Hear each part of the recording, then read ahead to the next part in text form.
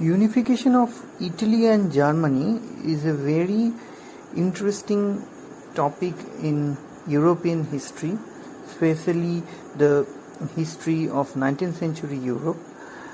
During the first half of 19th century, nationalism emerged as a significant political force.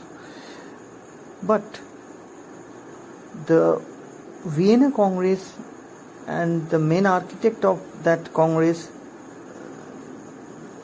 Metternich, the Austrian Chancellor, actually tried to smash this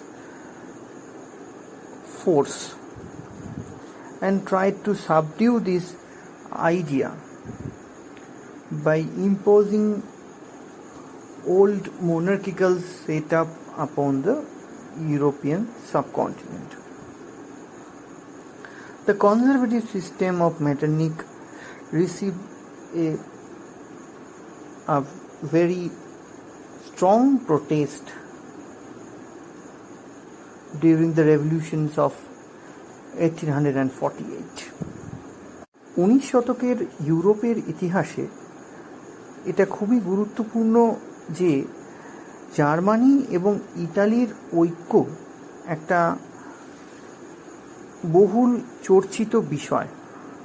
মনে রাখা দরকার, জাতীয়তাবাদ 19 শতকের প্রথমার্ধ থেকেই একটি গুরুত্বপূর্ণ শক্তি হিসেবে ইউরোপে আবির্ভূত হয়েছিল, যাকে দমন করার চেষ্টা করেছিলেন মেটারনিক, যিনি অস্ট্রিয়ান চ্যান্সেলর ছিলেন এবং ভিয়েনা কংগ্রেসের অন্যতম স্থপতি ছিলেন।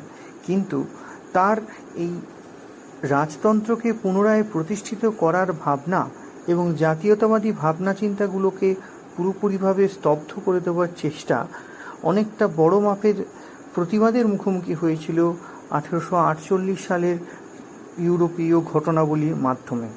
During the first half of 19th century, we cannot find any geographical area that can be described as Italian territory or other thing.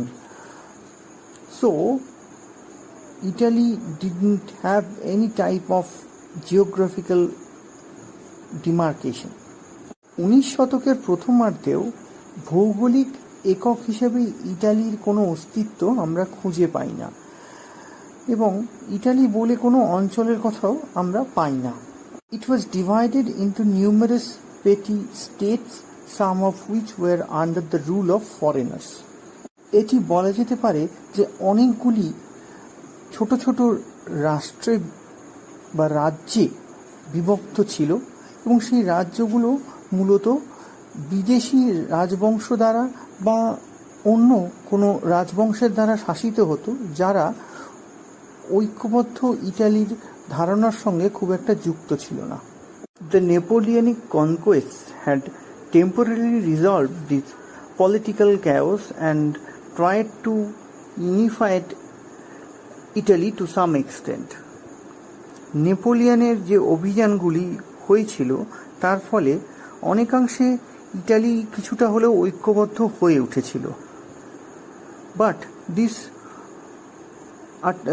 But that was a very temporary one.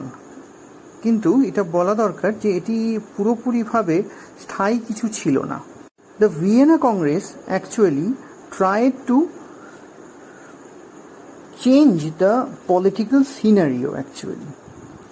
Vienna Congress আসলে রাজনৈতিক চিত্রটাকেই বদলাতে চেয়েছিল, but that was not possible due to the spread of nationalism and other ideas. কিন্তু এটা খুব একটা বাস্তবসম্মত বা সম্ভবপর ছিল না, কারণ জাতীয়তাবাদী ভাবনার একটা বিকাশ ঘটেছিল। The restoration of the old order in 1850 after the Vienna Congress was very much unpopular, and democratic and nationalist ideas began to work among the people. 1815 সালের পরবর্তীকালে যে ভাবনা চিন্তা মেটারনিক এবং ভিয়েনা কংগ্রেসের হাত ধরে ইউরোপে ছড়িয়ে পড়েছিল, সেটার মধ্যে দিয়ে পুরনো কাঠামো অর্থাৎ রাজতন্ত্রকে ফিরিয়ে আনার যে ভাবনা, সেটা খুব একটা জনপ্রিয় ছিল না, হয়নি। মূলত এর ফলেই দেখা যাচ্ছে যে জাতীয়তাবাদী ভাবনা চিন্তার প্রতি একটা আকর্ষণ মানুষের মধ্যেও তৈরি হয়ে গিয়েছিল। We have to discuss the process of unification of Italy and Germany under this backdrop. এবং জার্মানির ঐক্যবদ্ধ হওয়ার ইতিহাসটা এই পটভূমিকাতেই আমাদের দেখতে হবে। First of all, it is very much important for us to note that the Carbonari movement was an important incident in Italy which actually started to change the political scenario.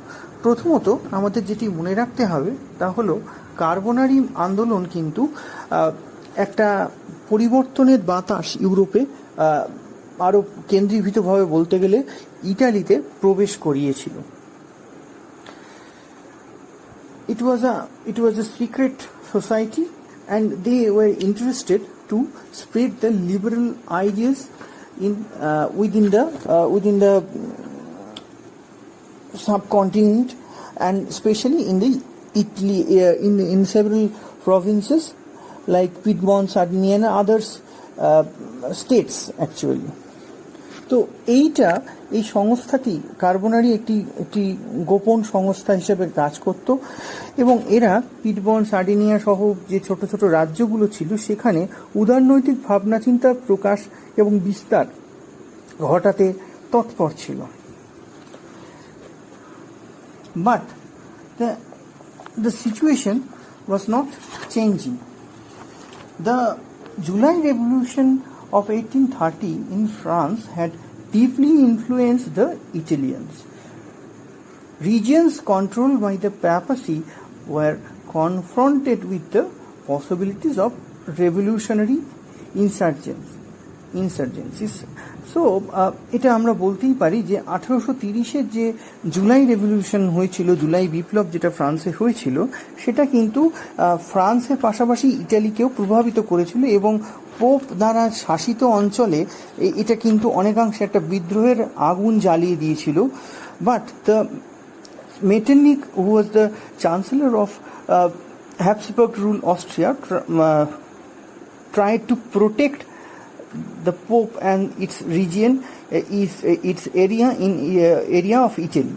তো এই অবস্থাতে কিন্তু মেটারনিখ, অর্থাৎ যিনি হ্যাবসবার্গ বংশ শাসিত অস্ট্রিয়ার chancellor ছিলেন, তিনি কিন্তু এই পোপের অঞ্চলকে রক্ষা করার একটা চেষ্টা করে গিয়েছিলেন। The February Revolution of 1848 in France was a great inspiration for the Italian nationalists. তো ফেব্রুয়ারি বিপ্লব যেটা ফ্রান্সে হয়েছিল 1848-এ, এর আগে আমরা বললাম 1830-এর কথা, সেই 1848-এর যে বিপ্লব সেটাও কিন্তু একটা খুব উৎসাহব্যঞ্জক ছিল ফ্রান্সের মতো ইটালির মানুষের কাছেও। The revolution of 1848 in Italy was aimed against two enemies, Habsburg of Austria and the papacy. তো এই 1848-এ যে ইটালিতে যে প্রভাব পড়েছিল এবং তার ফলে যে ইটালির মধ্যে যে জনজাগরণ ঘটেছিল, তার মূল লক্ষ্য ছিল যে তাদের একীভূত হওয়ার যে মূল দুটি শত্রু, তারা হচ্ছে হ্যাবসবার্গ বংশীয় যারা অস্ট্রিয়াতে শাসন করছে এবং Pope. Anti monarchical uprising became very much important in Naples and Sicily. তো রাজতন্ত্র বিরোধী ভাবনা চিন্তা আমরা দেখব যে নেপলস এবং সিসিলি এই দুটো অঞ্চলে খুব গুরুত্বপূর্ণভাবে প্রকট হয়ে উঠেছিল। The people of papal region as well as of Piedmont and Tuscany demanded democratic constitution. এই সময় দেখব যে পোপ শাসিত যে জায়গা সেখানে এবং পাশাপাশি টাস্কানিতে এবং পিডমন্টে সেখানকার মানুষজন কিন্তু গণতান্ত্রিক ভাবনা চিন্তার কথা বলতে থাকছেন এবং একটা উদারনৈতিক ভাবনা চিন্তার কথা বলছেন। In March 1848, people of Piedmont and Tuscany were successful in achieving a relatively liberal constitution.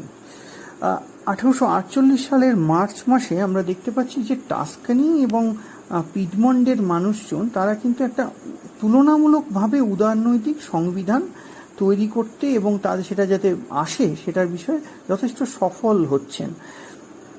At about the same time, violent riot broke out in Milan, the main city of Lombardy, and a republic was declared in Venice as an aftermath of the short insurgency. তো আমরা দেখতে পাচ্ছি যে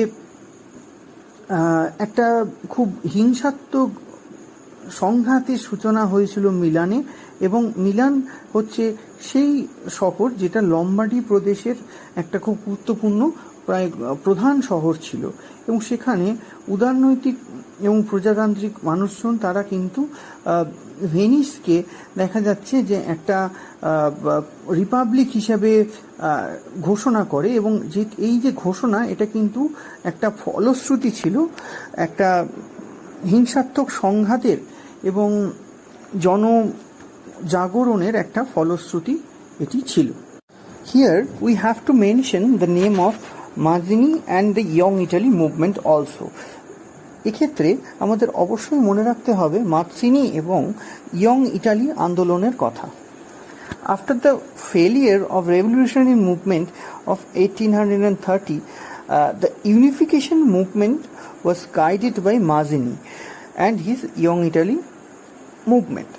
তো 1830 সালে যে প্রভাব ইটালির ওপর পড়েছিল, যার কথা আমরা আগেই বললাম, সেইটা খুব একটা সফল হয়নি, এবং তার পরবর্তীকালে মাৎসিনির নেতৃত্বে এবং ইয়ং ইটালি আন্দোলনের হাত ধরে ইটালির ঐক্যবদ্ধ হওয়ার সূচনা ঘটেছিল। তো what was the time frame of this movement?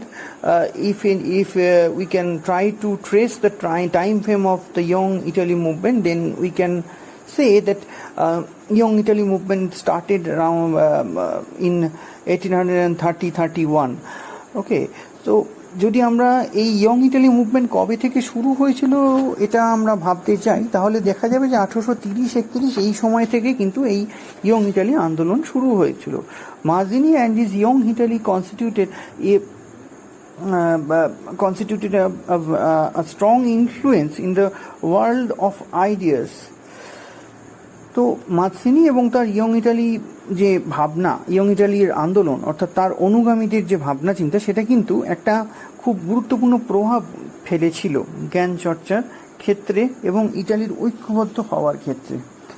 Many Italians felt that Mazzini's ideas of a republican and unite Italy was too sweeping and therefore impractical. অনেক ইটালির মানুষজনেরই এটা মনে হয়েছিল যে মাজিনি যেভাবে ভাবছেন, রিপাবলিকান ভাবনা চিন্তা দ্বারা চালিত হচ্ছেন এবং ইটালিকে ঐক্যবদ্ধ করার কথা ভাবছেন, সেটা হয়তো খুব একটা বাস্তবোচিত নয়। এটা কিন্তু মনে রাখা দরকার।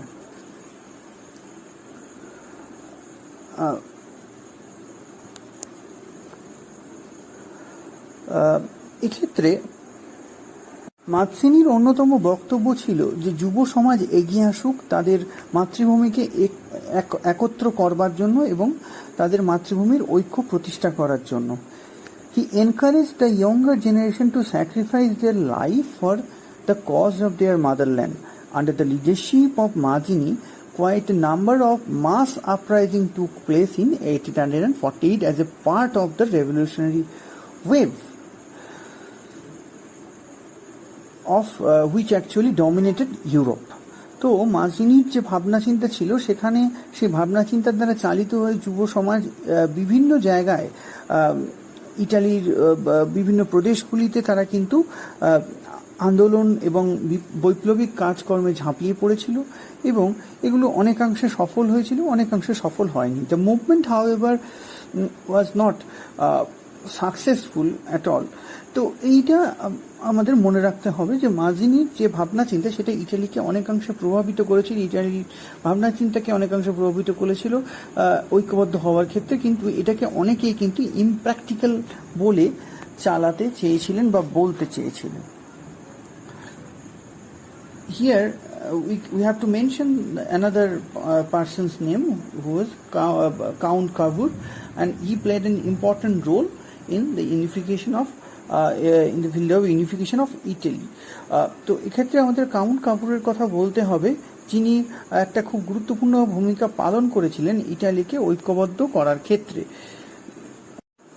Within the Italy, there were three sharply distinct school of thought. ইটালির মধ্যে তিন ধরনের ভাবনা চিন্তা লক্ষ্য করা গিয়েছিল ঐক্যবদ্ধ করার ক্ষেত্রে। Mazzini and his followers wanted to establish an Italian republic. তো মাজিনি এবং তার অনুগামীরা চেয়েছিল ইটালিকে একটি রিপাবলিকে পরিণত করতে। Some of eminent Catholic thinkers interested to project Pope as a national hero, and they were interested to unify, to create a public opinion for the papal presidency. তো আরেক গোষ্ঠীর লোকজন তারা যেটা চেয়েছিলেন তারা পোপকে একটি জাতীয় আইকনের মতোই তাকে দেখতে পোপকে তারা চেয়েছিলেন যে পোপের নেতৃত্বে ইটালি ঐক্যবদ্ধ হোক। The monarch is led by the Cavour, the prime minister of Piedmont, wanted to bring about unity on a liberal monarchical basis under the ruling dynasty of Piedmont.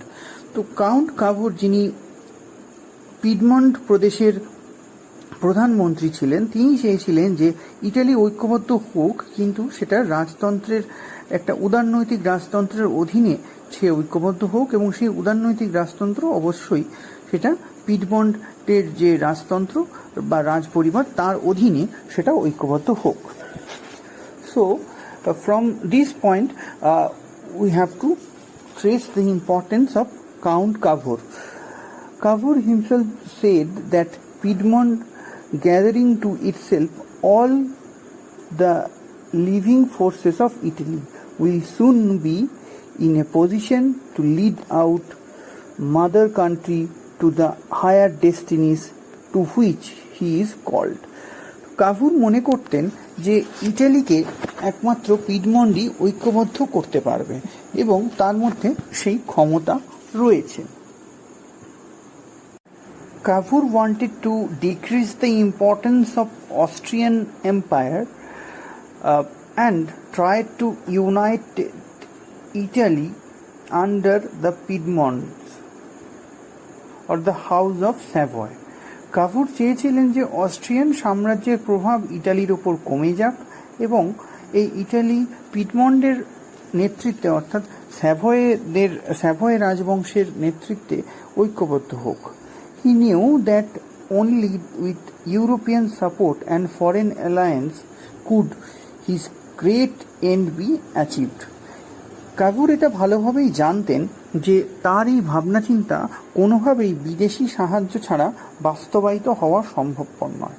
The multiple problems of Austrian rule, princely interest and the papal power could not be solved by popular revolts.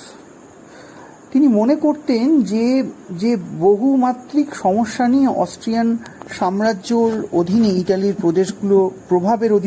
প্রদেশগুলো রয়েছে, সেটা কখনোই স্বতঃস্ফূর্ত জনগণের প্রতিবাদ এবং বিদ্রোহের মধ্যে দিয়ে শেষ হতে পারে না, এবং এই অস্ট্রিয়ান যে সাম্রাজ্য তার যে প্রভাব সেটা কোনোভাবেই এই স্বতঃস্ফূর্ত জনগণের প্রতিরোধ বিদ্রোহের মধ্যে দিয়ে কমা সম্ভবপর নয়।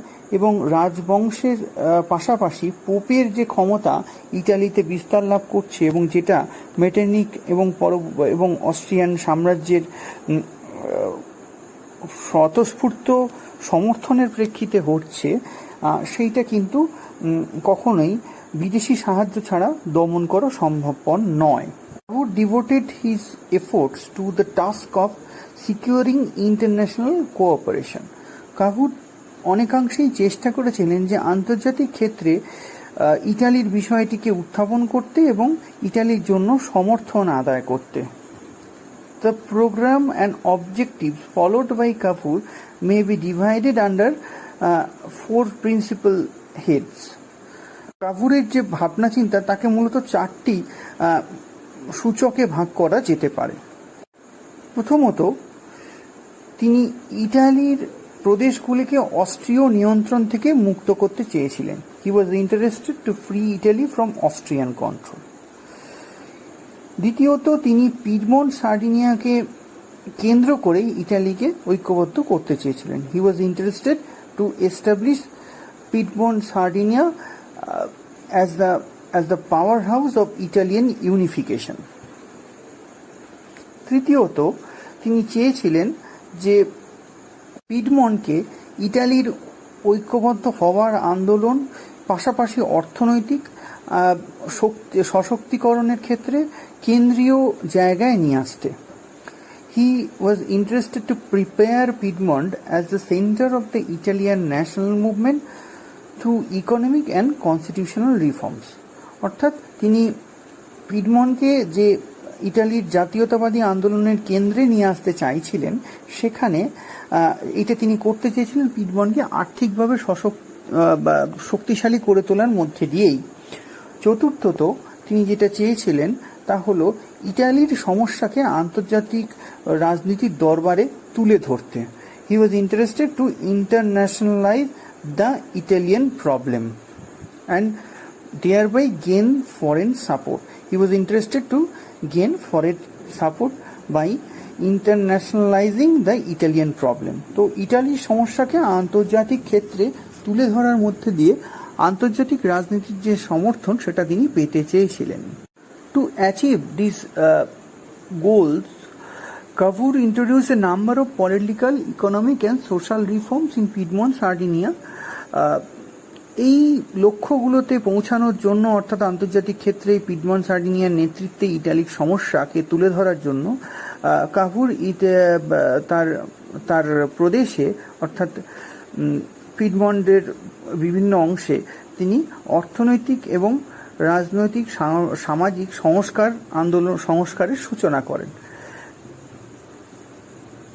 David Thompson has aptly remarked Cavour's economic reforms were the basis of his political success. তো এই কারণেই ডেভিড টমসন বলেছেন যে কাভুর যে অর্থনৈতিক সংস্কারগুলি করেছিলেন সেটাই তার রাজনৈতিক সাফল্যের অন্যতম চাবিকাঠি ছিল। Cavour was the real brain behind the Italian unification, while Mazzini was the heart and Garibaldi was the sword. তো এইটা বলা হয়ে থাকে যে ইটালির ঐক্যবদ্ধ হওয়ার ক্ষেত্রে মস্তিষ্কের কাজটি করেছিলেন কাভুর, এবং মাৎসিনি এর হৃদয় হিসাবে ছিলেন, এবং গ্যারিবল্ডি এখানে শারীরিক কুশলতার বা শক্তির প্রতীক হিসেবে সেক্ষেত্রে গুরুত্বপূর্ণ ভূমিকা পালন করেছিলেন, এরকম একটা বিষয় বলা যেতে পারে। অর্থাৎ সামরিক ক্ষেত্রে গ্যারিবল্ডির অবদানও খুব গুরুত্বপূর্ণ ছিল। According to his program, that was Cavour's program,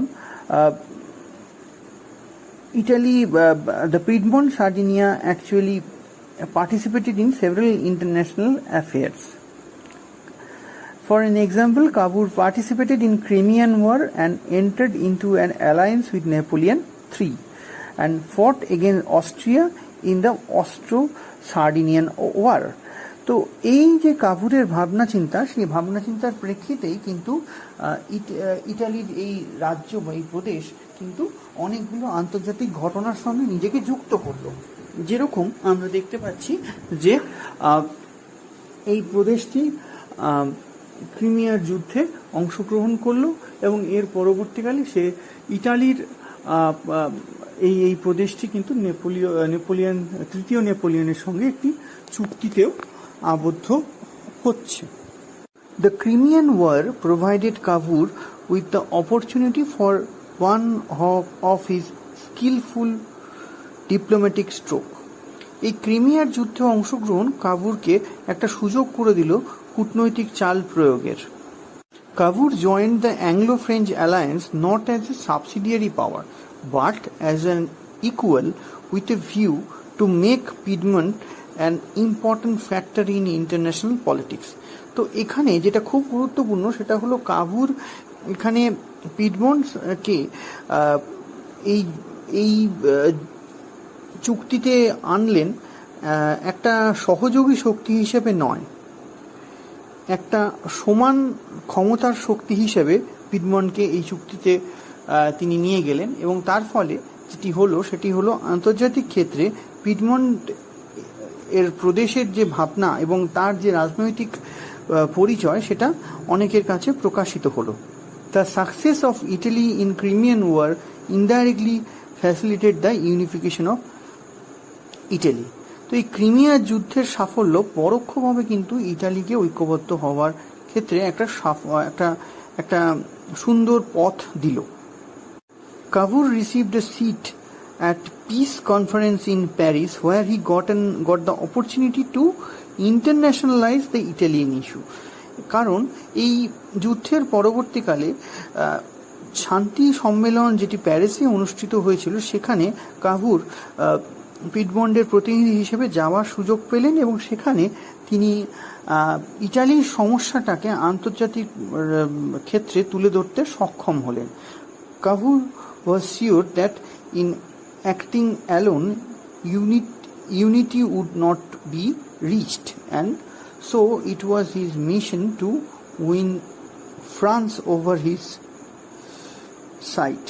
তো এটা কাভুর বুঝতে পেরেছিলেন যে আন্তর্জাতিক ক্ষেত্রে একা একা কিছু করা সম্ভবপর নয় ইটালিকে ঐক্যবদ্ধ করার জন্য।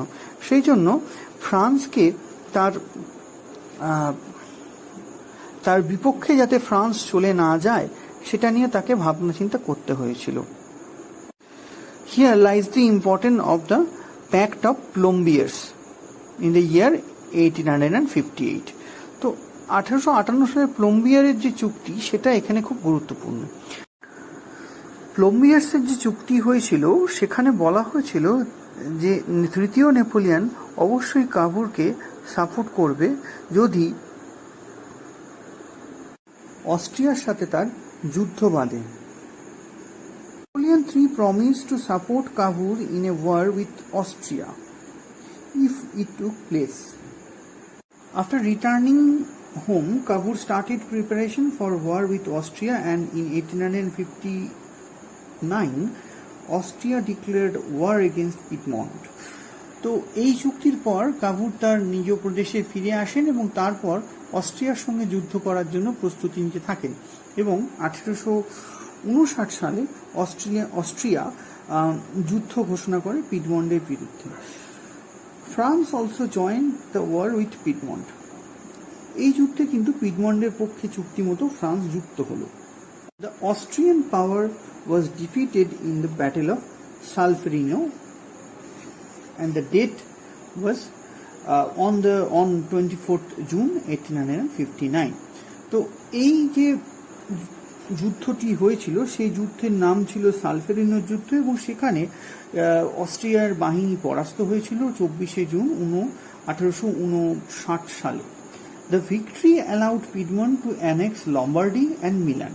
এই জয় পিডমন্টকে সুযোগ করে দিল লম্বার্ডি এবং মিলান পর্যন্ত তার অধিকারকে বিস্তৃত করার। In the central Italian state, the people drove away their rulers and invited the king of Piedmont to rule over them. মধ্য ইটালির যে রাজ্যগুলি সেগুলির জনগণ সেখানকার শাসককে গদিচ্যুত করে পিডমন্টের শাসককেই সেখানে শাসন করার জন্য আহ্বানও জানালেন। However, Napoleon III suddenly realized that it was a blunder. এই সময় তৃতীয় নেপোলিয়ন বুঝতে পারলেন যে তার একটা বড় ভুল হয়েছে এবং সেই ভুলটি হলো যে তিনি এর ফলে আরেকটা নতুন রাষ্ট্রের বা ক্ষমতার উত্থানকে স্বীকৃতি দিয়ে ফেলছেন। Napoleon realise that his support in the previous war actually help to develop another powerful state in European subcontinent. He decided to strike an alliance with Austria and sign the Treaty of Villafranca without consulting Cavour in 1859. তো এই ভাবনার দ্বারা চালিত হয়ে তৃতীয় Napoleon অস্ট্রিয়ার সঙ্গে আরেকটি চুক্তি করেন কাভুরের সঙ্গে আলোচনা না করে এবং সেটা করেন 1859 সালে। Cavour requested King Victor Emmanuel to ignore the treaty of Villafranca. Cavour সেই সময়ের শাসক ভিক্টর ইম্মানুয়েলকে অবশ্যই বললেন বা উপদেশ দিলেন যে এই চুক্তিটিকে মান্যতা দেওয়ার কোনো প্রয়োজন নেই। But the king was reluctant two engage in a confrontation with France. কিন্তু পিডমন্টের শাসক খুব একটা ইচ্ছুক ছিলেন না ফ্রান্সের সঙ্গে বিরোধে জড়াতে। He came to an agreement with Austria in the Treaty of Zurich, which concluded the Austro-Sardinian War.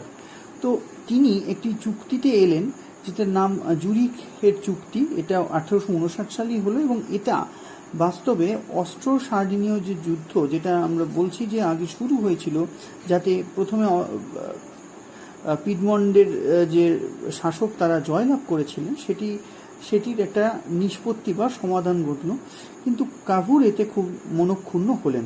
কাভুর fail unhappy and he was unhappy with this whole situation and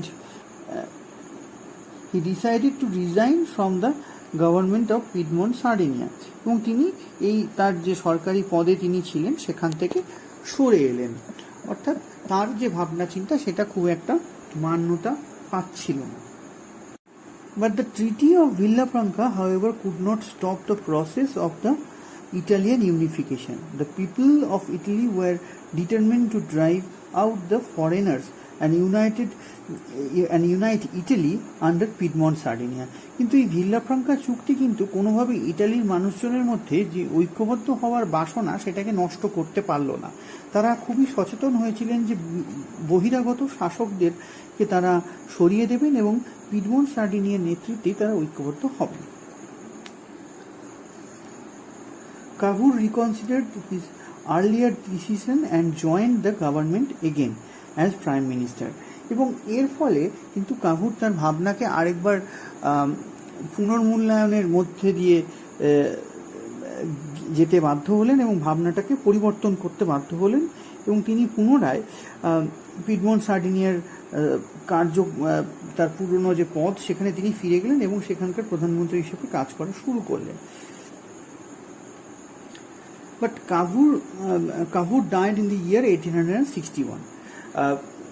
কিন্তু কাভুর আমরা দেখছি যে 1861 মারা যাচ্ছেন। বিফোর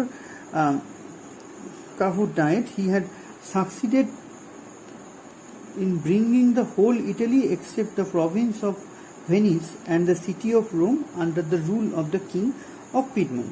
তো তিনি তার মৃত্যুর আগেই কিন্তু আমরা দেখতে পাচ্ছি যে প্রায় ইতালীয় যে আজকের যে ইটালি তার একটা বড় অংশকেই পিডমন্ট সার্ডিনিয়ার অধীনে আনতে পেরেছিলেন এবং তার থেকে বাদ থেকে গিয়েছিল কোনটা, যে ভেনিস এবং দ্য রোম শহর, যেটা পোপের অধীনে ছিল।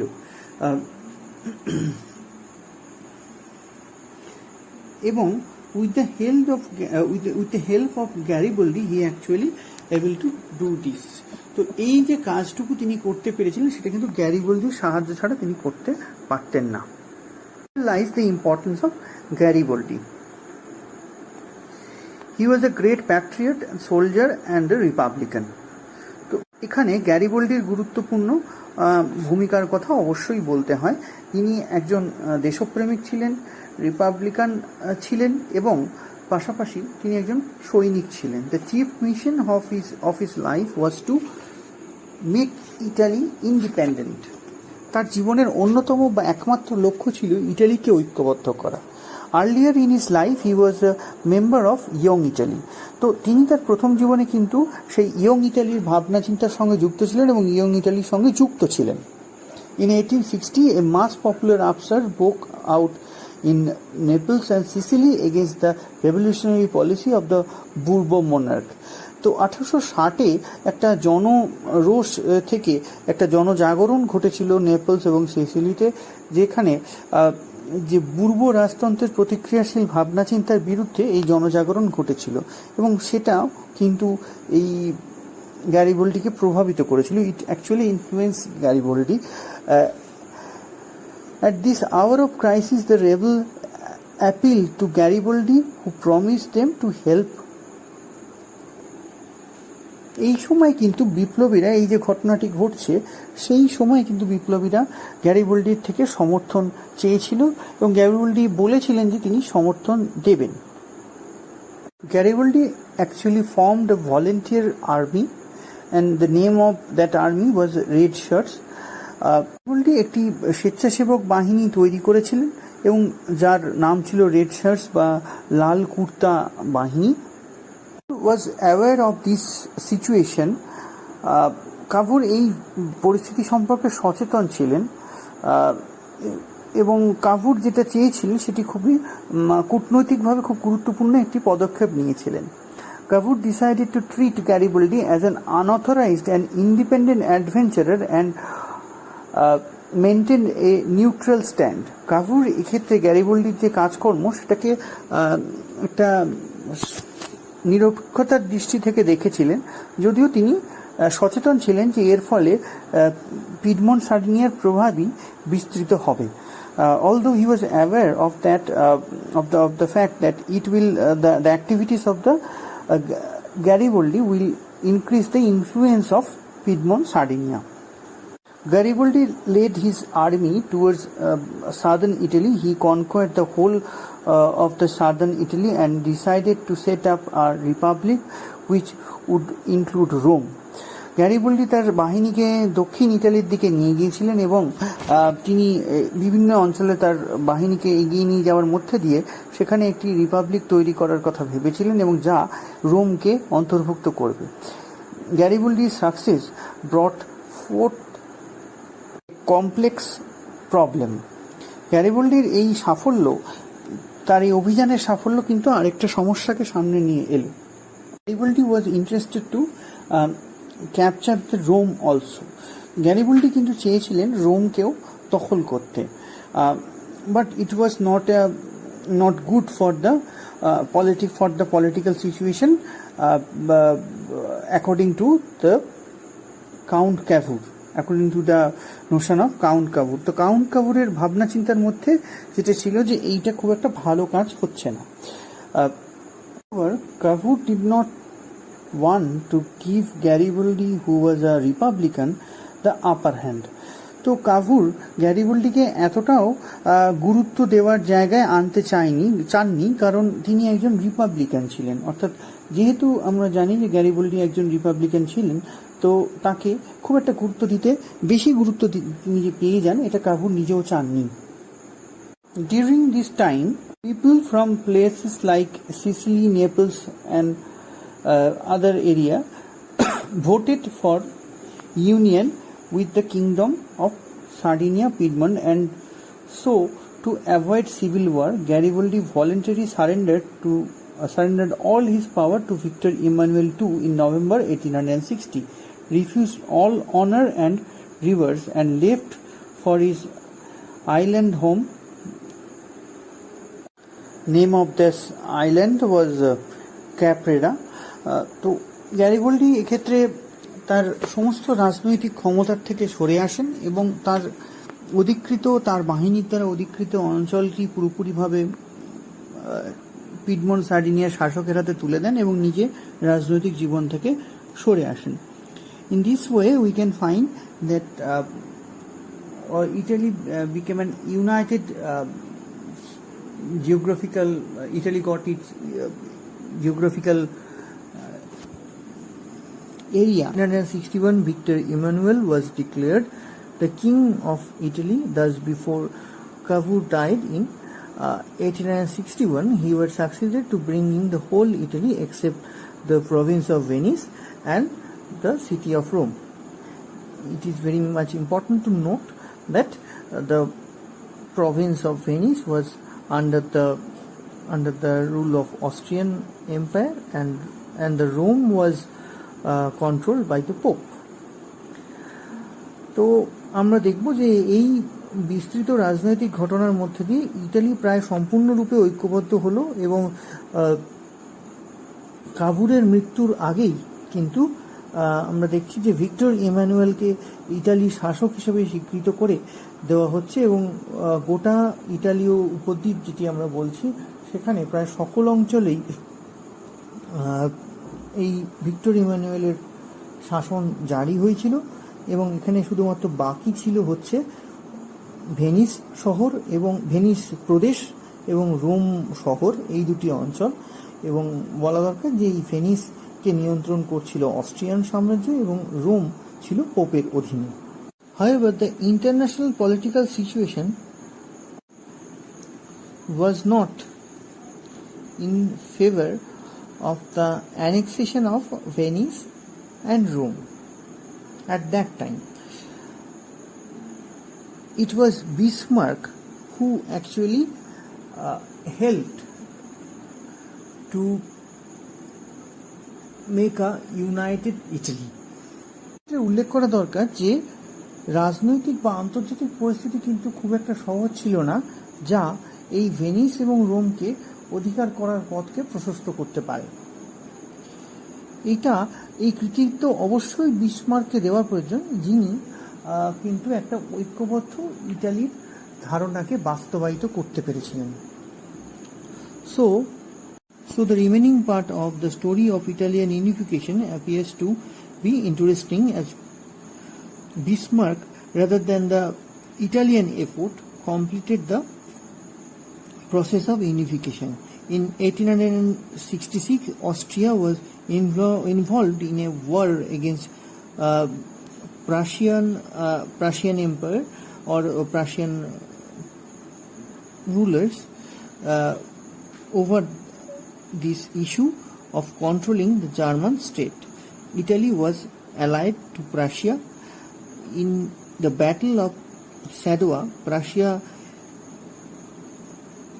inflicted a defeat on Austria in July 1866. As the side effect of the Prussian victory, Italy could secure Venice. In 1870, the In the year 1870, Franco-Prussian War broke out as a result of the Prussian victory over France. In the Battle of Sedan, the French troops had to withdraw their control from Rome, and Rome was eventually occupied by the Italian forces. Rome was declared to be the capital of the United Italy, and this actually ended a process which was started much more which was started in the 1830s or from the beginning of 19th century. ইটালির ঐক্য আন্দোলনের এই যে কাহিনী আমরা বললাম, সেখানে দুটি প্রদেশের অন্তর্ভুক্তি কিন্তু বাকি থেকে গিয়েছিল এবং সেখানে বিসমার্কের নেতৃত্বাধীন রাশিয়ার যে ঐক্য আন্দোলন জার্মানির ক্ষেত্রে হয়েছিল তার ভূমিকাই গুরুত্বপূর্ণ ছিল। এবং দেখা যাচ্ছে যে দুটি যুদ্ধ সেটি কিন্তু ইটালির ঐক্য আন্দোলনের পথকে প্রশস্ত করেছিল। এক্ষেত্রে আমরা বলবো যে স্যাডোয়া যুদ্ধ যেটা অস্ট্রিয়ার সঙ্গে প্রাশিয়ার হয়েছিল, সেখানে এই ইটালি কিন্তু অংশ নিয়েছিল এবং সেখানে দেখা যাচ্ছে যে প্রাশিয়ার যে জয়, তার ফলে ইটালি ভেনিস লাভ করতে সফল হয়েছিল। এবং 1870 সালে ফ্রান্স এবং প্রাশিয়ার মধ্যে যে যুদ্ধ হয়েছিল, সেখানেও প্রাশিয়ার জয় হওয়ার ফলে ফ্রান্স তার কিন্তু সেনাবাহিনী রোমের থেকে সরিয়ে নিতে বাধ্য হয়েছিল এবং এর ফলে রোম ইটালির অঙ্গীভূত হয়ে যায় এবং পরবর্তীকালে রোম কিন্তু ইটালির রাজধানী হিসেবে চিহ্নিত হয়। এবং এভাবে 1870 সালে একটা ঐক্যবদ্ধ হওয়ার ক্ষেত্রে এগিয়ে গেল ইটালি, যার সূচনা হয়েছিল আমরা বলতে পারি 19 শতকের প্রথম দিকে। Like Italy, there was no existence of any separate and independent state called Germany in the map of Europe in the early part of 19th century. ইটালির মতোই ইউরোপের মানচিত্রে 19 শতকের প্রথমার্ধে জার্মানি বলেও কোনো রাষ্ট্রের অস্তিত্ব ছিল না। Germany was a separate state came into existence in 1870.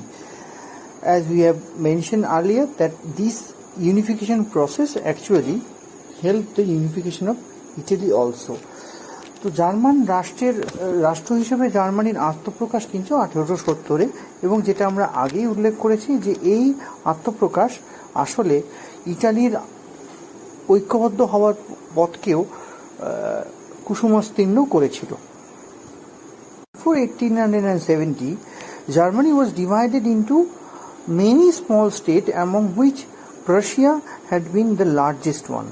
তো 1870 সালে ঐক্যবদ্ধ হওয়ার আগে জার্মানি অনেকগুলো ছোট ছোট রাজ্যে বিভক্ত ছিল, যার মধ্যে প্রাশিয়া ছিল যথেষ্ট বড় এবং শক্তিশালী। Some of the German speaking territories remained under the Austrian control. তো জার্মান ভাষী বিভিন্ন অঞ্চল কিন্তু অস্ট্রীয় সাম্রাজ্যের অধীনে ছিল, জাস্ট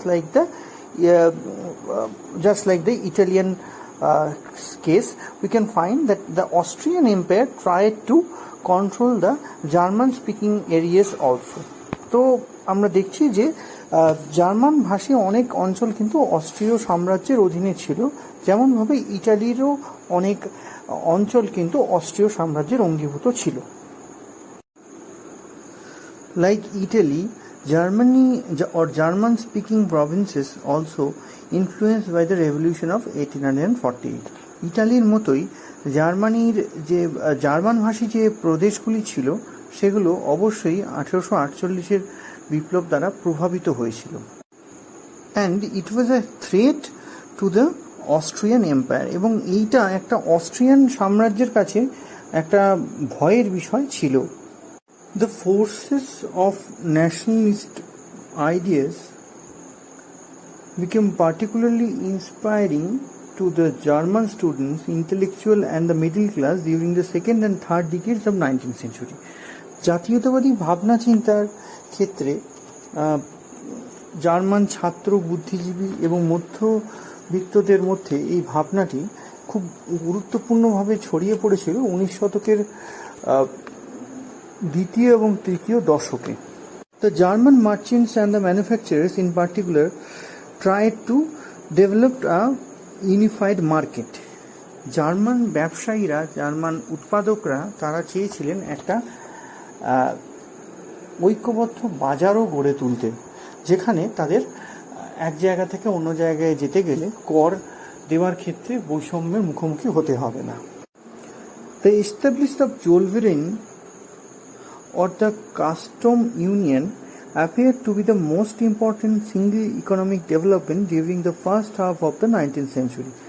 জোলভেরেইনের প্রতিষ্ঠা বা করের ক্ষেত্রে একটা ঐক্যবদ্ধ সংস্থা তৈরি করার বিষয়টি 19 শতকের প্রথমার্ধে জার্মান ঐক্য আন্দোলনের একটা অন্যতম পদক্ষেপ হিসেবে গণ্য করা যেতে পারে। Prussia took the lead in 1818 by abolishing all tariff barriers among the provinces within its own border. এক্ষেত্রে প্রাশিয়ার গুরুত্বপূর্ণ অবদান ছিল, তারা তার সীমান্তবর্তী সমস্ত প্রদেশের সঙ্গে বাণিজ্যের যে শুল্কের বৈষম্য সেটাকে তুলে দিয়েছিলেন। In 1834, 17 states of Germany with a population of 26 million came together in Zollverein, a union which established free trade among them and made arrangement for annual meeting of their delegates. 1834 সালের মধ্যে 17টা এরকম জার্মান ভাষী প্রদেশ নিজেদের মধ্যে একতা তৈরি করেছিল জোলভেরাইনের অধীনে। এই জোলভেরাইন ছিল একটি সংঘ যার অধীনে থাকা প্রদেশগুলি নিজেদের মধ্যে মুক্ত বাণিজ্যের ভাবনাকে বিস্তৃত করেছিল, এবং এই 17টা প্রদেশের মোট জনসংখ্যা প্রায় 26 মিলিয়ন ছিল, এবং এই 17টা প্রদেশের মধ্যে বাণিজ্য করতে গেলে কোনো রকম আলাদাভাবে কর দেওয়ার থেকে বণিকদের রেহাই দেওয়ার ব্যাপারও হয়েছিল। After the establishment of Zollverein, feeling towards the unified Germany develop. এই জোলভেরেইনের প্রতিষ্ঠার পরবর্তীকালে একটা ঐক্যবদ্ধ জার্মানির ভাবনা চিন্তা কিন্তু গড়ে উঠেছিল। Germany made a concrete effort to establish a unified nation under liberal ideas. They intended to make the Frankfurt Parliament the vehicle of our unification. A brief history of Frankfurt Parliament would reveal this fact. Germany অনেকেই চেয়েছিল যে Frankfurt পার্লামেন্টের নেতৃত্বে একটা উদারনৈতিক ভাবনার মধ্যে দিয়ে জার্মানিকে ঐক্যবদ্ধ করা, এবং ফ্রাঙ্কফুর্ট পার্লামেন্টের ইতিহাস আমাদের সেই বিষয়টিকে বুঝতে সাহায্য করে। Shortly after March insurrections in the German states in 1848, a group of German liberals met at Heidelberg.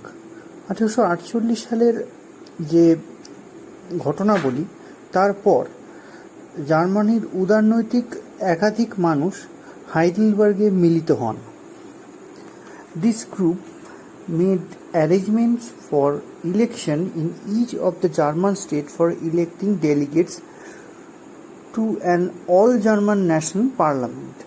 It was decided that the election would be held on the basis of the universal male suffrage. এই গোষ্ঠী সিদ্ধান্ত নেয় যে বিভিন্ন German রাজ্যগুলি থেকে নির্বাচনের মাধ্যমে প্রতিনিধি নিয়ে একটি সকল ক্ষেত্র থেকে প্রতিনিধিযুক্ত জার্মান জাতীয় সংসদ তৈরি করা প্রয়োজন আছে, এবং তারা ঠিক করে যে এই নির্বাচন হবে সকল পুরুষ ভোটারদের ভোটের ভিত্তিতে। Each delegate was to represent 50,000 German. প্রত্যেক প্রতিনিধি এমনভাবে নির্বাচিত হবেন বলে ঠিক হয়েছিল যে তারা 50,000 জার্মান ব্যক্তিকে বা জার্মান মানুষের প্রতিনিধি হবেন। But differential methods and legal steps were adopted in several German states when the election were held. কিন্তু এই এক ধরনের ব্যবস্থা ভোট যখন বাস্তবে হলো তখন বিভিন্ন জার্মান রাজ্য গ্রহণ করেনি। About 830 elected delegates met in the city of Frankfurt in May 1848. তো এই বিভিন্ন পদ্ধতির মধ্যে দিয়ে 830 জনের মতো প্রতিনিধি ফ্রাঙ্কফুর্ট শহরে নির্বাচিত হয়ে সম্মিলিত হয়েছিলেন মে মাসে, এবং সালটা ছিল 1848, and they formed the German Constituent National Assembly known popularly as Frankfurt Parliament. এবং এরা এই সম্মিলিত মানুষজন জার্মান কনস্টিটিউয়েন্ট ন্যাশনাল অ্যাসেম্বলি তৈরি করেন, এবং যেটাকে আমরা ফ্রাঙ্কফুর্ট পার্লামেন্ট বলে চিহ্নিত করি। The parliament was entrusted with the task of drafting a constitution for unified Germany. এই সংসদকে দায়িত্ব দেওয়া হয়েছিল যে তারা যাতে ঐক্যবদ্ধ জার্মানির জন্য একটা সংবিধান তৈরি করে। But the members lack any uniform view regarding the modalities of unification. কিন্তু সদস্য যারা ছিলেন তাদের মধ্যে অনেকেরই কিভাবে এই ঐক্যবদ্ধ হওয়ার পথ তৈরি হবে তাই নিয়ে মতপার্থক্য ছিল। Probably the most formidable weakness of the Frankfurt Parliament was its peculiar relation with the existing German governments and their rulers. এক্ষেত্রে উল্লেখ করা দরকার যে পার্লামেন্টের যে সদস্যরা তাদের একটা বড় সমস্যার জায়গা ছিল যে প্রদেশ থেকে তারা এসছেন সেইখানকার শাসকদের সঙ্গে তাদের সম্পর্কের বিষয়টি যথেষ্ট জটিল ছিল। It's relationship with the rulers and governments of the German state remained absolutely undefined, and these did not accept the leadership of the assembly. এই যে সংযোগ, অর্থাৎ যারা নির্বাচিত হয়ে আসছেন তাদের সঙ্গে তাদের নিজস্ব প্রদেশগুলির যে শাসকের মধ্যে বোঝাপড়ার জায়গা, সেখানে অনেক সমস্যা ছিল যেটা এই ফ্রাঙ্কফুর্ট পার্লামেন্টের কাজের ক্ষেত্রে সমস্যা তৈরি করেছিল। The social composition of the elected delegates is very much interesting too.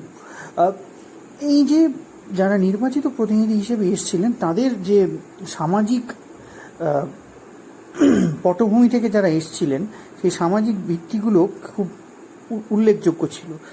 The delegates includes numerous lawyers, professors, teachers, doctors, bankers, merchants and manufacturers. তো এই প্রতিনিধিদের মধ্যে যদি আমরা তাদের সামাজিক অবস্থান দেখব যে তার মধ্যে অনেকেই ছিলেন চিকিৎসক, ব্যাংকের মালিক, শিক্ষক, এবং অধ্যাপক, আইন ব্যবসায়ী, উৎপাদক, বাণিজ্যর সঙ্গে যুক্ত মানুষজন এরা। জার্মানির outstanding scholars and writers also included in this section. এর মধ্যে কিন্তু জার্মানির দার্শনিক এবং লেখকরাও ছিলেন। But the Frankfurt Parliament lacked efficient statesmen and experienced politician. কিন্তু যেটি ছিল না ফ্রাঙ্কফুর্ট পার্লামেন্টে সেটি হচ্ছে রাজনীতি, একজন খুব দক্ষ রাজনীতিবিদ বা রাজনীতি সম্পর্কে সচেতন কোনো সমকালীন রাজনীতি সম্পর্কে সচেতন এবং অভিজ্ঞ ব্যক্তি। The principal task before the delegates of the Frankfurt Parliament was to draft a constitution for the new Germany, and they took 6 months to issue a declaration called Fundamental Rights for the German People. তো এই Frankfurt পার্লামেন্টে যারা মিলিত হয়েছিলেন তাদের অন্যতম কাজ ছিল যে জার্মানির জন্য একটা সংবিধান তৈরি করা, কিন্তু সেটা করতে তাদের প্রায় 6 মাস লাগলো এবং তারা একটি ঘোষণাপত্র বার করলেন এবং এটা ইট ওয়াজ partly completed in March 1849।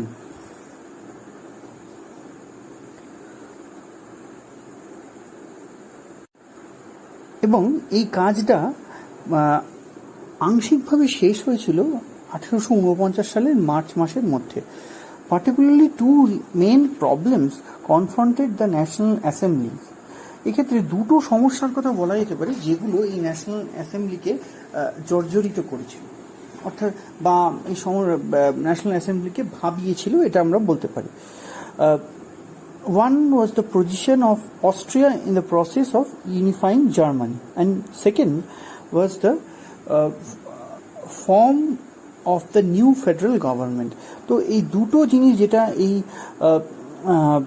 National অ্যাসেম্বলিকে ভাবিয়েছিল বা সমস্যাদীর্ণ করে তুলেছিল সেটা হচ্ছে যে অস্ট্রিয়ার অবস্থান কি হবে এই জার্মানির ঐক্যবদ্ধ হওয়ার ক্ষেত্রে। Because we all know that the Austrian empire was not in favour of any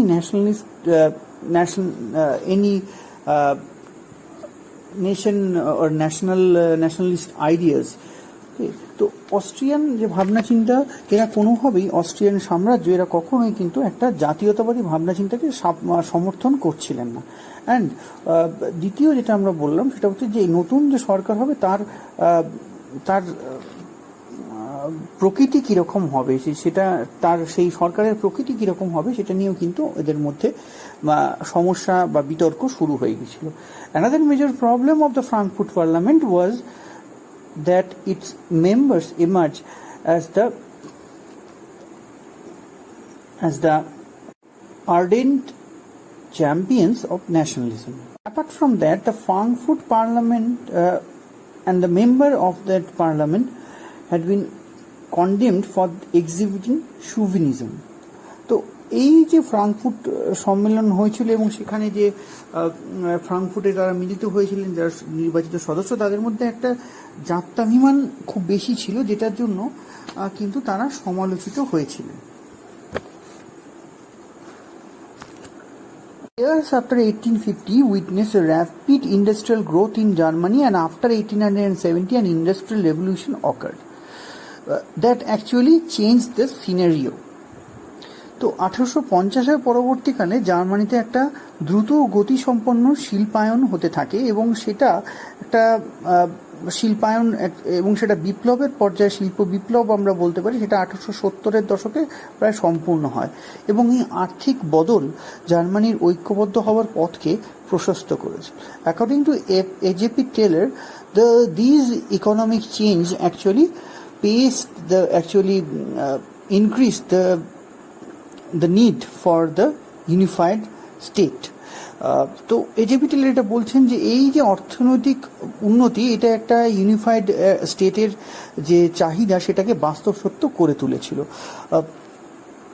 And here lies the importance of Bismarck, who was an administrator from Prussia. এখানে আমরা বিসমার্কের গুরুত্ব উল্লেখ করব, যিনি একজন প্রশাসক ছিলেন, প্রাশিয়ার প্রশাসক তিনি ছিলেন। He was from a very wealthy German family. তিনি খুবই একটি ধনী পরিবারের, জার্মান পরিবারের সদস্য ছিলেন। Among all the German states, Prussia had been the most powerful one.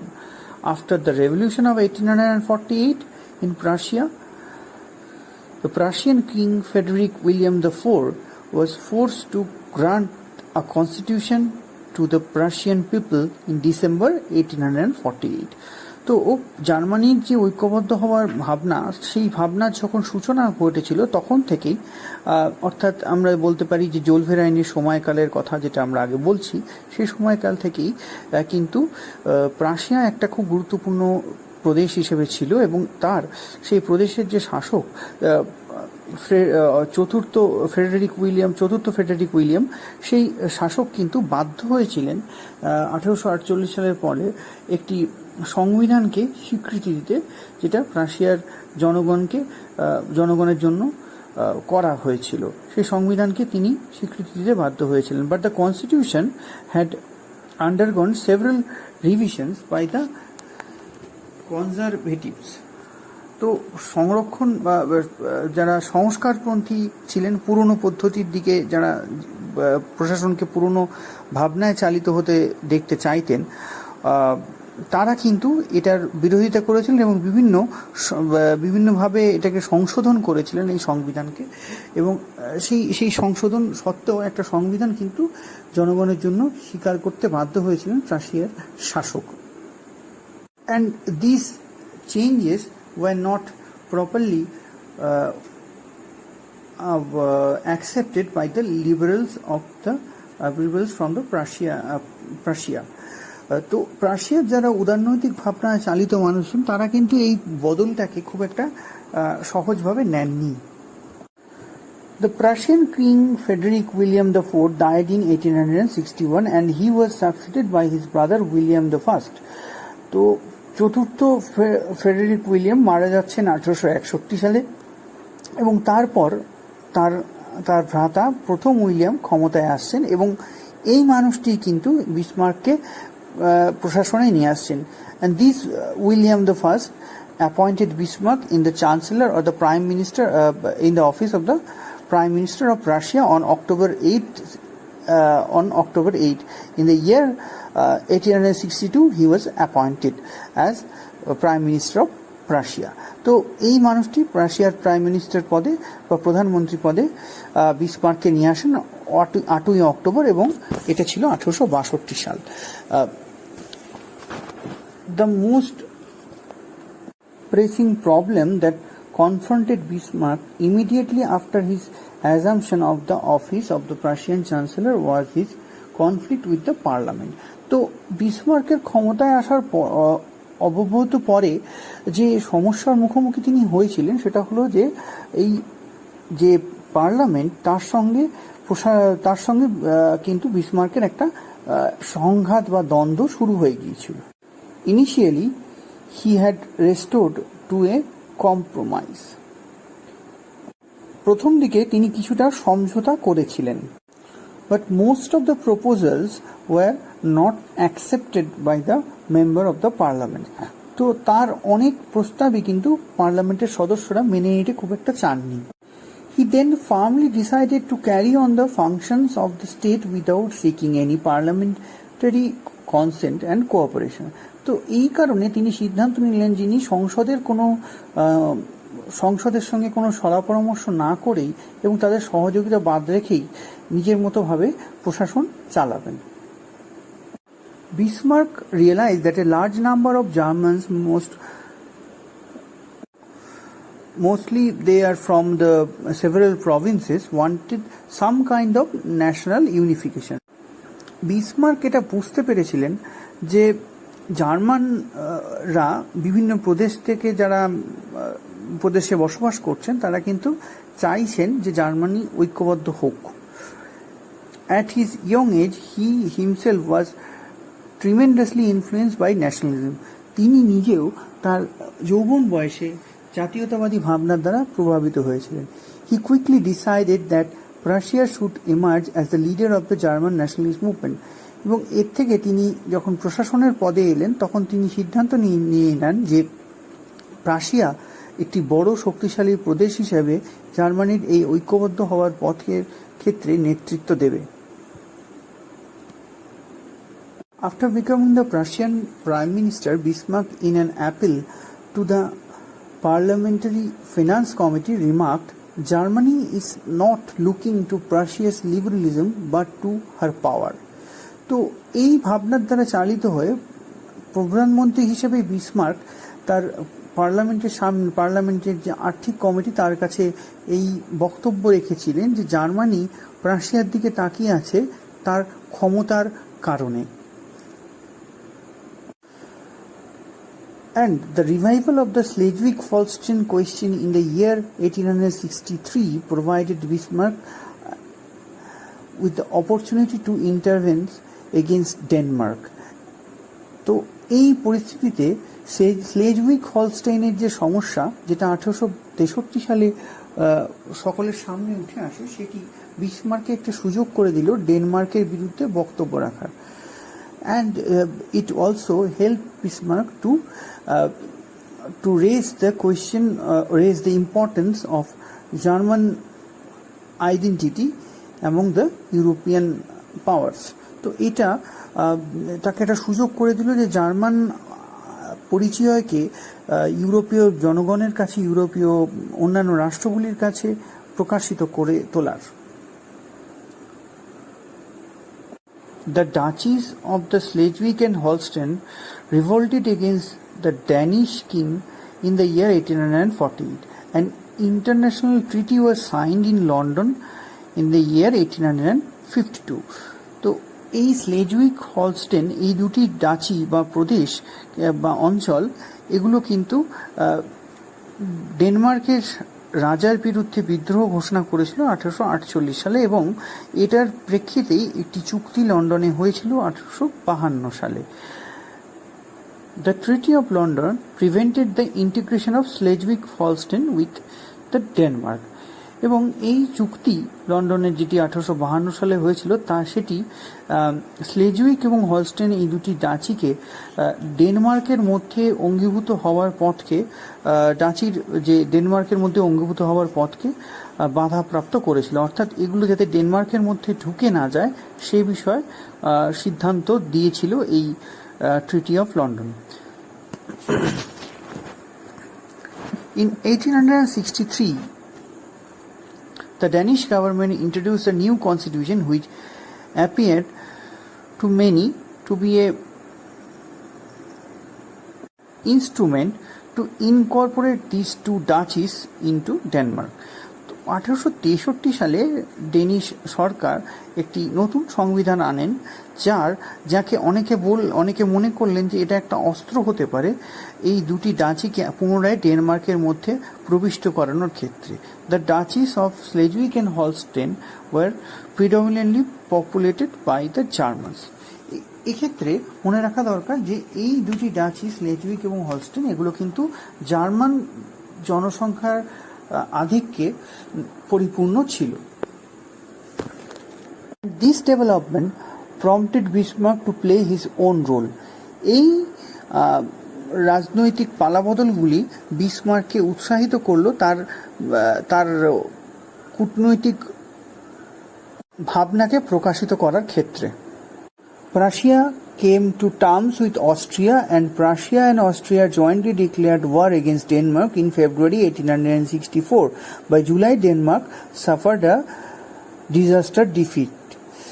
তো এই ক্ষেত্রে আমরা দেখতে পাচ্ছি যে এই সময় বিসমার্ক প্রাশিয়ার সঙ্গে চুক্তি করলেন এবং বিসমার্ক প্রাশিয়ার পক্ষ নিয়ে অস্ট্রিয়ার সঙ্গে চুক্তি করলেন এবং এই অস্ট্রিয়া এবং প্রাশিয়া সংযুক্তভাবে ডেনমার্কের বিরুদ্ধে যুদ্ধ ঘোষণা করলেন এবং সেটা 1864-তে।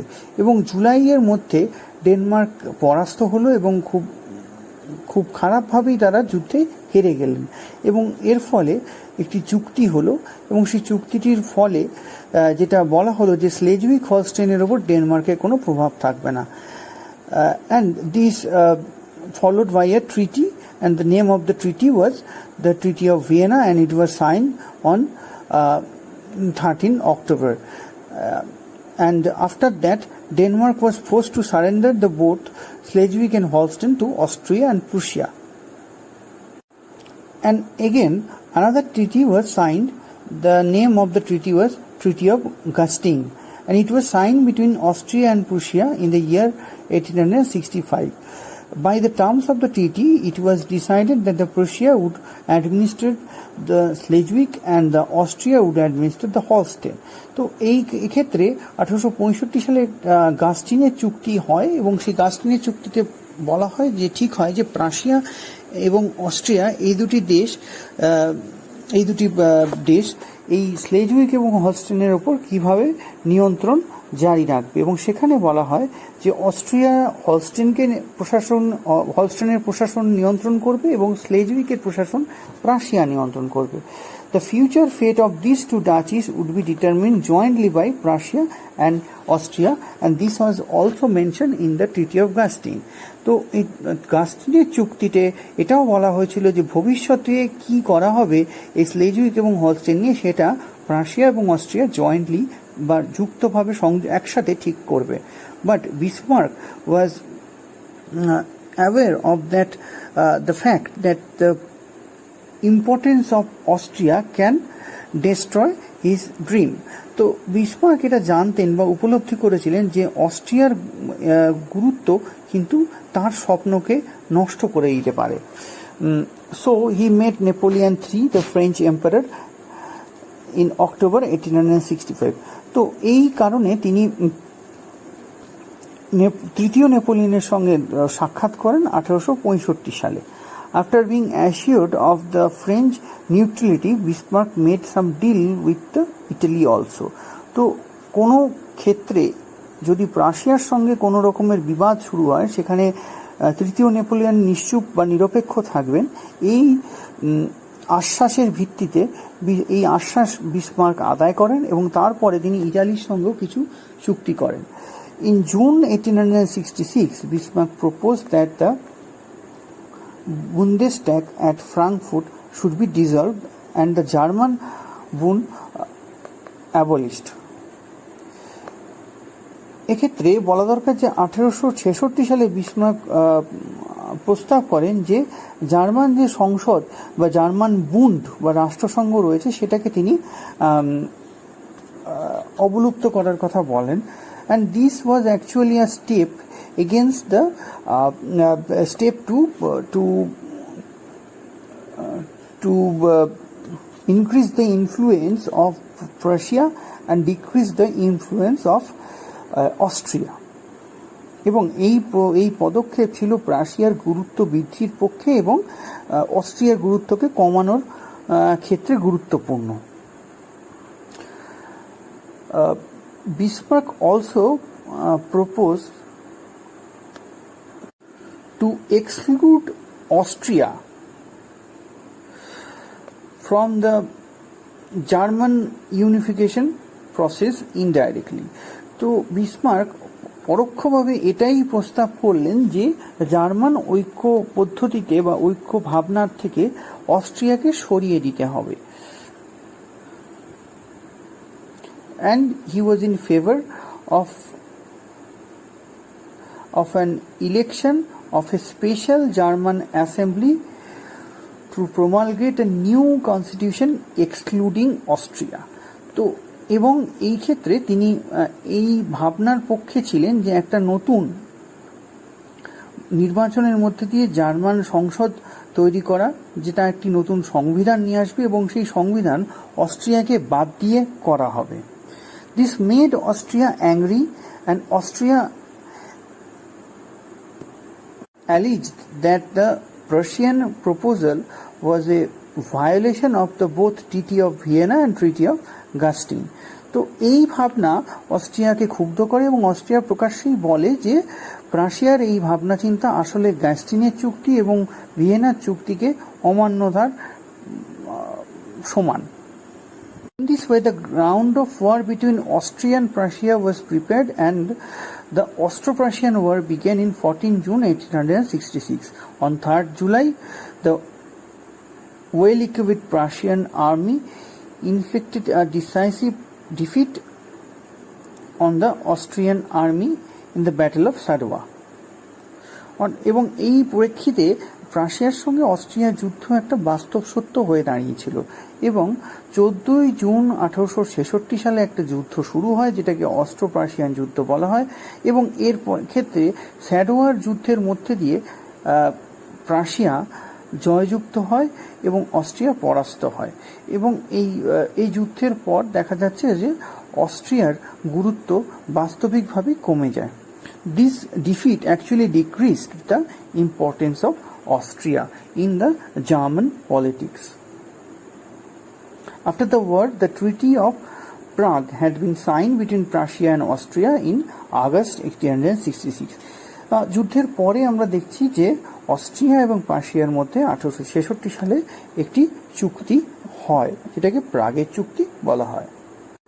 And on the basis of this treaty, the influence of the Prussian administration, Prussian Empire, extended over the northern part of Main River. তো এই চুক্তির বলে প্রাশিয়ান প্রশাসন, প্রাশিয়ান সাম্রাজ্যের প্রভাব বিস্তৃত হলো মেইন নদীর উত্তর দিক পর্যন্ত। But the southern Germany was not united at that time. তো এই সময় দক্ষিণ জার্মানি কিন্তু ঐক্যবদ্ধ হয়নি। Bismarck again proceeded with his diplomatic ideas. তো বিসমার্ক এই সময় আবার তার কূটনৈতিক ভাবনা নিয়ে এগিয়ে গেলেন।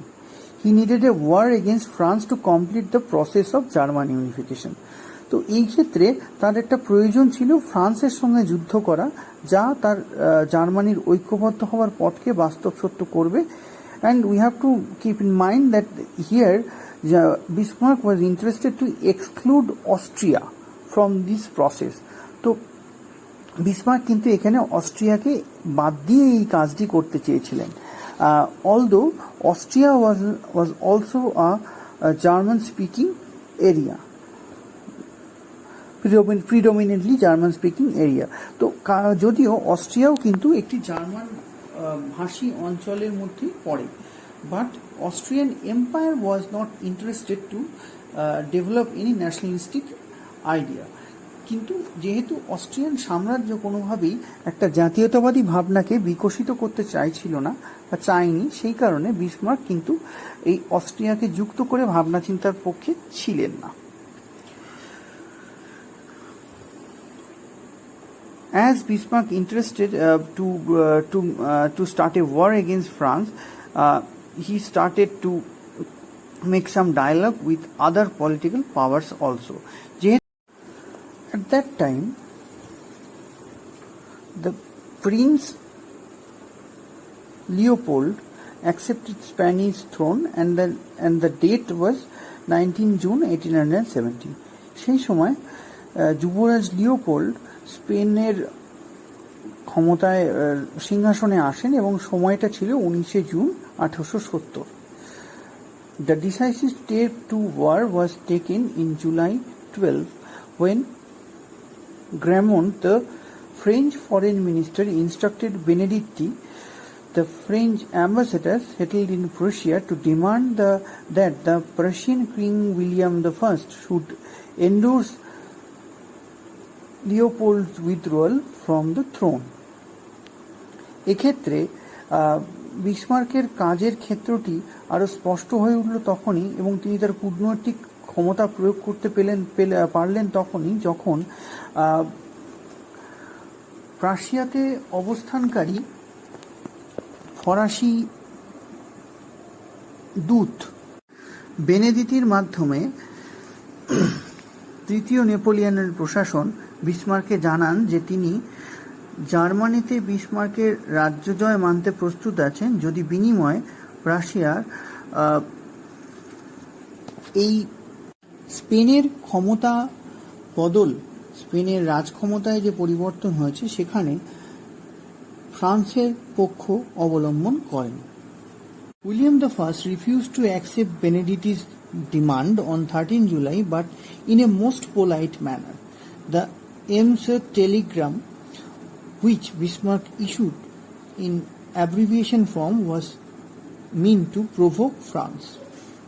এক্ষেত্রে বলা দরকার যে প্রথম উইলিয়াম এই দাবি মেনে নিতে পারেননি এবং এটাকে প্রত্যাখ্যান করেছিলেন, কিন্তু বিসমার্ক এটিকে খুব কূটনৈতিকভাবে এই প্রত্যাখ্যান পত্র পাঠান এমস টেলিগ্রাম এর মাধ্যমে, এমস থেকে পাঠানো একটি টেলিগ্রামের মাধ্যমে, এবং সেই টেলিগ্রামের বক্তব্য ফ্রান্সের কাছে যথেষ্ট অপমানজনক হয়ে উঠেছিল। In fact, since the Battle of Sadowa that took place in the year 1866, Napoleon III remained neutral for Prussian issues.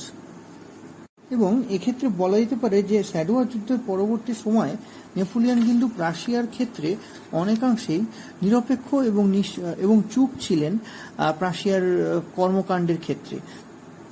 Expected some peace, some price, some kind of reward. He expected some price for the neutrality in the Austro-Prussian War and demanded concession which he failed to extract. তো এখানে সেই কারণে তৃতীয় Napoleon চেয়েছিলেন যে Austro Russian যুদ্ধে তিনি যে সহায়তা করেছেন বা তিনি যে নিশ্চুপ ছিলেন সেইটার প্রতিদান হিসেবে রাশিয়াও কিছু স্বীকৃতি দিক তৃতীয় নেপোলিয়নের বক্তব্যকে। 1870, after this political tussle, French government decided to declare war on Prussia. All German states of south of the main river joined in the war. এই ক্ষেত্রে এই রাজনৈতিক বার্তালাপের পরবর্তীকালে ফ্রান্সের প্রশাসন রাশিয়ার বিরুদ্ধে যুদ্ধ ঘোষণা করে এবং সেই যুদ্ধ বাস্তব অর্থে মেইন নদীর দক্ষিণে থাকা সমস্ত জার্মান প্রদেশকেও যুক্ত করে ফেলে। As a result of that, the French suffered humiliating defeat on the frontier at Sedan. তো এর ফলে দেখা যাচ্ছে যে সেডানে কিন্তু ফরাসিরা খুব লজ্জাজনকভাবে হেরে যায়। The Franco-Prussian War had brought about an end to the Second French Empire, and the Napoleon III was a captive in the battlefield.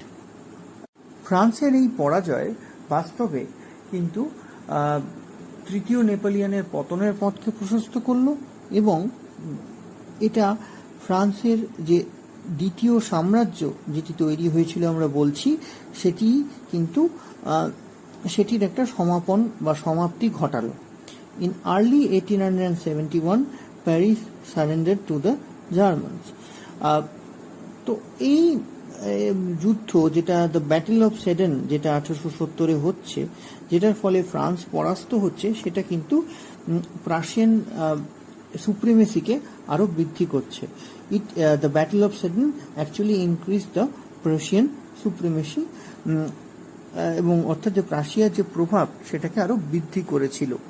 And this battle actually completed the process of German unification. After this battle, the areas in the southern part of the river Main became decided to accept the rule of the Prussian Empire. তো এই যুদ্ধের পরে main নদীর দক্ষিণে থাকা অঞ্চলগুলিও রাশিয়ার যে শাসন সেটাকে মেনে নিতে রাজি হলেন।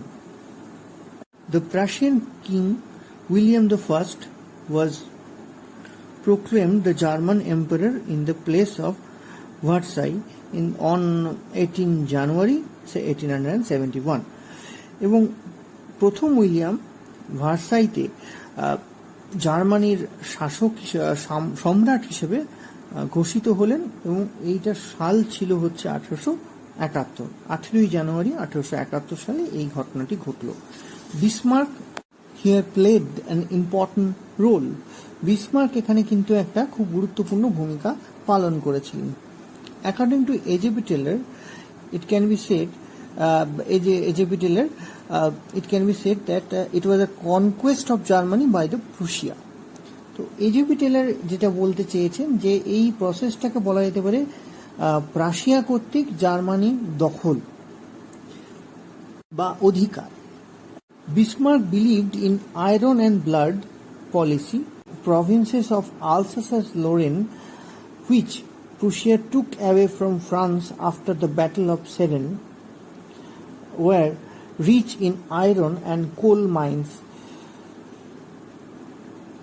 It is very important to note that after the Battle of Sedan, Prussia snatched these two important area from France. তো 1870 সালের পরে যে ঐক্যবদ্ধ জার্মানিকে আমরা দেখছি সেটা বিসমার্কের রক্ত এবং লৌহ নীতির ফলাফল হিসেবে আমরা দেখতে পাই। এবং সেখানে খুব গুরুত্বপূর্ণ সেটা হলো সেডানের যুদ্ধের পরে কিন্তু ফ্রান্সের থেকে সে দুটো গুরুত্বপূর্ণ খনিজ সম্পদ সমৃদ্ধ অঞ্চল নিয়ে নিয়েছিল, সেটা হচ্ছে আলসাস এবং লোরেন। এবং এই দুই অঞ্চলের খনিজ সম্পদ কিন্তু পরবর্তীকালে জার্মানির জন্য খুব গুরুত্বপূর্ণ হয়ে উঠেছিল। And the natural resource of these two areas became very much important for the development of the Germany. Especially it can be said for the development of industries of Germany. These two areas, Alsace and Lorraine, were rich in iron and coal mine, and Bismarck was aware of that. After having the possession of these provinces, Bismarck started to use these natural resources. তো এই দুটি অঞ্চল লোহা এবং কয়লা খনির জন্য প্রসিদ্ধ ছিল এবং এই দুটো অঞ্চলের দখল করার পরেই কিন্তু বিসমার্ক এই অঞ্চলের খনিজ সম্পদকে ব্যবহার করতে পূর্ণভাবে সচেষ্ট ছিলেন। In fact the take-off stage in the German industries took place in 1870s actually. বস্তুতপক্ষে জার্মান শিল্পায়নের ক্ষেত্রে যে চূড়ান্ত বিকাশের সূচনা হয়েছিল সেটা কিন্তু 1870-এর দশকেই হয়েছিল। In the steel production Germany played a very important role after getting the possession of these two areas. তো স্টিল উৎপাদনের ক্ষেত্রেও জার্মানি খুব গুরুত্বপূর্ণ জায়গায় এলো এই দুটি অঞ্চল দখল করার মধ্যে দিয়ে। So the policy taken by Bismarck became an important instrument. অর্থাৎ যে নীতি বিসমার্ক গ্রহণ করেছিলেন সেটা কিন্তু একটা খুব গুরুত্বপূর্ণ উপকরণ হয়ে উঠেছিল regarding the economic development of the unified Germany also. তো এটা কিসের জন্য গুরুত্বপূর্ণ হয়ে উঠেছিল যে জার্মানির যে অর্থনৈতিক উন্নয়ন, ঐক্যবদ্ধ অর্থনৈতিক উন্নয়ন, সেখানে কিন্তু এর একটা খুব গুরুত্বপূর্ণ বিসমার্কের এই ভাবনা চিন্তার এই নীতিগুলোর একটা খুব গুরুত্বপূর্ণ ভূমিকা রয়েছে।